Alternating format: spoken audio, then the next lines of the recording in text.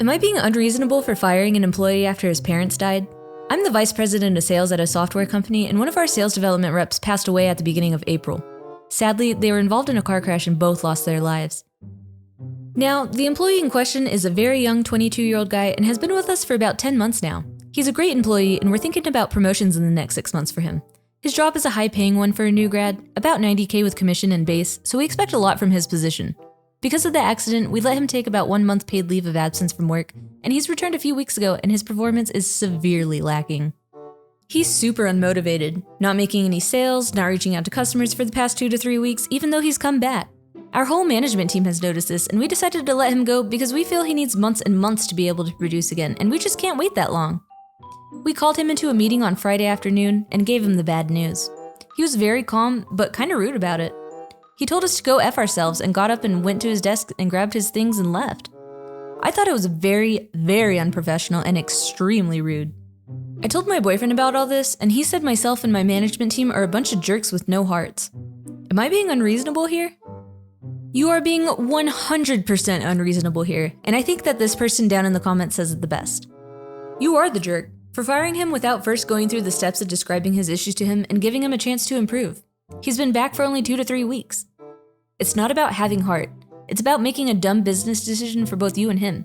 So much smarter just to work with this guy to get him back on track after a temporary setback than to just push the eject button and have to find and start all over with a new person. Dumb. I 100% agree. I mean, I get that a business has like a quota or whatever that they have to reach, but this guy just lost both of his parents in a super brutal car accident. He definitely needs more than just a month to process and grieve. The least you could have done is given the guy a little bit of a warning, like, hey, we noticed that your sales numbers aren't that good, so that's something that you need to improve on. But instead you just straight up fire him? Alright, OP posted an update in the comments. Holy F, this blew up. I know that this was pretty poopy of me now, and I reached out to him to see how he's holding up. He's staying at his girlfriend's place, and she's supporting him a lot right now. I offered to get my headhunter friend in touch with him when he's ready and he's accepted. I think OP definitely redeemed themselves a little bit in this update. You can't take back firing someone, but at least you helped him get back on his feet a little bit. So I definitely think that that's a step in the right direction. By the High Council of Jerkdom, you get 4 out of 5 jerkums! Am I on the wrong? I talked to my wife's boss about her being overworked. Now my wife is yelling at me about never trusting me again? My wife has been putting in 10 to 14 hour days chained to her computer for the past 2 or 3 weeks through the weekends as well. Edit, to clarify, the last 2 or 3 weeks have been 100+ hour weeks. The whole year has been bad with lots of weekends and working over vacations. Wasn't able to take days off for the holidays either. She's been screaming obscenities about her job, how she wants to quit, how it's ridiculous how hard she's working without any breaks. There's been multiple tear-filled days. I've been walking on eggshells doing everything I can to help around the house and get her anything she wants, but I'm on edge constantly watching for an explosion. Today, she was working through the weekend again. She was screaming about other people she worked with screwing her up, and I just couldn't take it anymore. I texted her boss. We work at the same company and I'm semi-friendly with him already, and said 1, there are limits for human beings, and 2, this kind of thing can't happen again next year. He agreed and he said he'd try to help. Either way, he did a crap job of keeping me out of his conversation with her about limits today, so she found out that I messaged him ASAP. Edit, that's me complaining about getting caught red-handed. Now she's telling me it was extremely misogynistic to message her boss to say that she can't handle her job, which I didn't say, and it's going to set her career back years. She says she can't ever trust me anymore to talk about her job or how she's feeling. Generally threw me in the doghouse. Am I the jerk here? I honestly don't know. I can't stand to see her strung out by work, but did I cross the line too far? To be honest, OP, yes, you are the jerk here. I understand the mindset of wanting to support your wife and being able to do something for her, but in this situation, doing something for her just makes her look incompetent. OP, all she really needed was somebody to talk to. But instead of listening, you went right up to her boss and said, hey, she can't handle her job and she tells me it all the time. However, before the council can judge OP, there's an update. Edit, I was in the wrong. There's more details in the comments, but I realized almost as soon as I posted that I am a jerk. Reddit is good for perspective, even though sometimes it can be a bit harsh. let's be honest, I needed the harsh this time. I talked to my wife this morning, apologized, and she asked me to apologize to her boss as well and never to speak to him again. Her boss was cool about the moment of weakness. He said he understood and that he would never let it affect how he treated my wife at work. All is certainly not forgiven, but we'll work through it one step at a time. By the High Council of Jerkdom, you receive 3 out of 5 jerk points. Am I in the wrong for telling my wife it was a mistake to stay at a baby shower? So my wife and I have been married for a year and began trying to conceive in September. No luck so far, but the doctor did say our first appointment that it takes close to a year for most couples to conceive. She's been telling people that she's infertile, which isn't true, and the doctor didn't say that. My wife and I went to my work Christmas party in mid-December, where my wife met my coworker's wife, Mary, and they took a liking to each other. Mary was pregnant and invited my wife to her baby shower, which was yesterday, and my wife sounded excited to go. I asked her when we were alone if she thinks she'll be fine. I know my wife and I know what typically bothers her. I know she wouldn't bask in the happiness of somebody else's pregnancy, so I urged her to think it through. She said she'll be fine and she was excited, so she went. The baby shower was yesterday, and about 40 minutes in she calls me and asks me to come. I was at a cafe nearby because I knew she wouldn't stay long. I find her at the entrance of the house crying and a bunch of women consoling her. When she saw me, she came to me and pulled me to the garden to talk. She said she was dancing and looked at Mary's pregnant belly and just couldn't take it anymore. She started crying and ran out.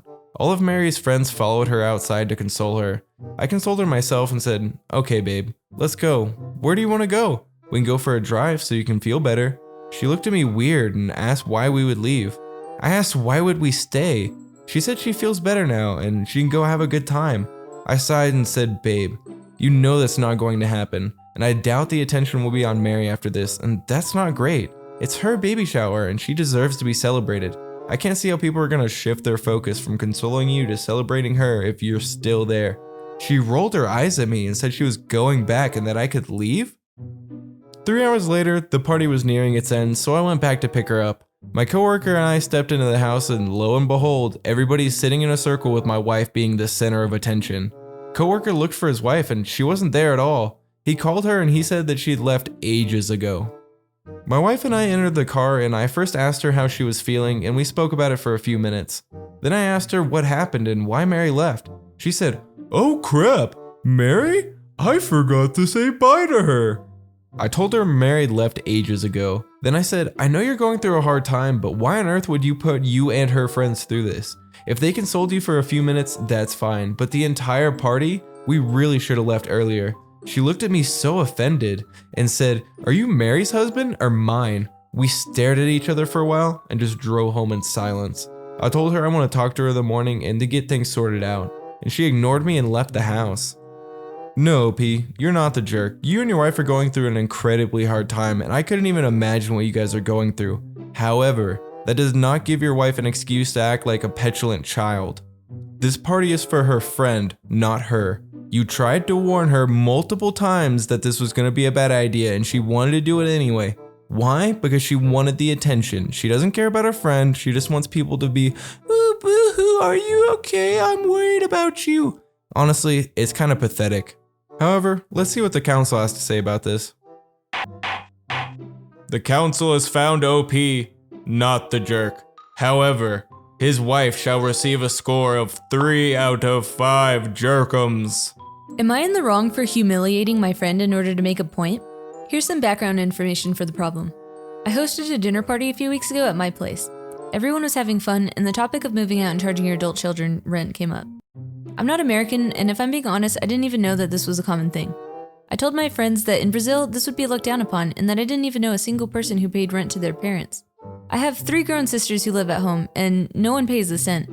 I finished my speech by saying that it's fine if they disagree with me, but I personally would never charge my children rent if I wasn't struggling. My friend Amy said that someone from a third world country wouldn't understand, and that my sister shouldn't freeload.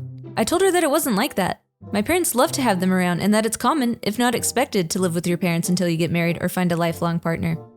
Amy replied by saying that my culture is backwards. I tried not to get offended over her choice of words and said, "Agree to disagree." Back to the present. I hosted again last night and told my friends that my older sister is getting engaged. Amy proceeds to ask if she's finally going to grow up now, or if mommy and daddy will pay for her rent elsewhere. I was sick of her little comments, not the only thing that she said these past weeks, and said no. My sister is buying her own condo with my brother-in-law, and that maybe she could do the same if her parents didn't charge her $1,000 a month plus utilities. This erupted into a fight, and dinner was cut short. Some of my friends think that I should apologize to Amy to keep the peace, but I don't think I should. Am I in the wrong here? OP, you're definitely not the butthole. Amy was being super rude and you're just giving it back. I honestly don't see why your friends are so divided over this. The council has spoken. OP is not a jerk. However, her friend is very culturally insensitive and will receive a 2 out of 5 jerk units. If you've gotten this far in the video, thank you so much for watching. If you really enjoy our content, please like, comment, and subscribe. Peace.